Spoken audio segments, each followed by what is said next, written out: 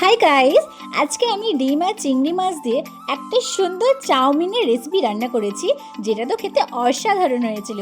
তাই ভাবলাম তোমার সাথে আমি একবার শেয়ার করে দিই। তো চলো আমি শেয়ার করছি তোমার সাথে। প্রথমে আমি চিংড়ি মাছটাকে লবণ, গোলমরিচ আর কিছুটা রসুন দিয়ে ভালো করে ম্যারিনেট করতে রেখে দিয়েছি। আর এখানে আমি চলে এসেছি চাউমিনটা সেদ্ধ করতে।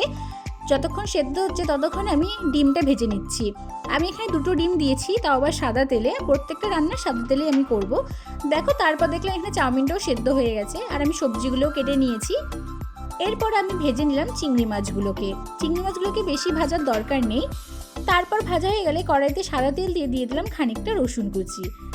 যখন ফ্লেভারটা বেরিয়ে আসবে আমি একে একে সবজিগুলো অ্যাড করতে থাকবো।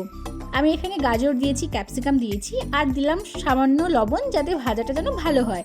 আর ঝালের জন্য দিলাম গোলমরিচ। তারপর পেঁয়াজ আর টমেটো কুচিটাও দিয়ে দিয়েছি। সেগুলো ভাজা হয়ে গেলে আমি দিয়ে দিলাম ডিমের ভুজিয়াটা। এরপর দিয়ে দিলাম চিংড়ি মাছ, সেগুলোকে ভালো করে মিক্সড করে দিয়ে দিলাম ভিনিগার। এরপর দিলাম ডার্ক সয়া সস, সেটাকেও ভালো করে আমি মিক্সড করে নিয়েছি। এরপর দিলাম গ্রিন চিলি সস, তারপর দিলাম টমেটো সস।